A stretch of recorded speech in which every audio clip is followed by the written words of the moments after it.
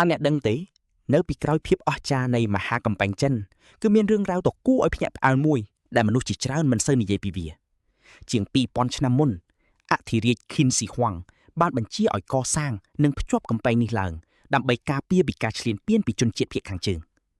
ប៉ុន្តែភាពអស្ចារ្យនេះត្រូវបានសាងសង់ដោយការខិតខំធ្វើការយ៉ាងលំបាករបស់កម្មករនិងទាហានជាច្រើនមានការប៉ាន់ប្រមាណថាមនុស្សរាប់សែនទៅដល់ជាង1លាននាក់បានចូលរួមក្នុងការសាងសង់ហើយមនុស្សជាច្រើនបានស្លាប់ដោយសារការងារលំបាកកង្វះអាហារនិងជំងឺដោយសារតែចំនួនអ្នកស្លាប់ច្រើនកំពែងនេះត្រូវបានគេហៅថាទីបញ្ចុះសពវែងបំផុតលើលោកប៉ុន្តែគ្មានភស្តុតាងវិទ្យាសាស្ត្រច្បាស់លាស់ថាសពមនុស្សត្រូវបានកប់នៅក្រោមជញ្ជាំងនោះទេវាជារឿងព្រេងដែលនិយាយតគ្នាមកតែប៉ុណ្ណោះចំពោះរាជវង្សឈីនវាបានដួលរលំក្រោយបង្កើតបាន15ឆ្នាំមិនមែនដោយសារតែការសាងសង់កំពែងតែមួយទេ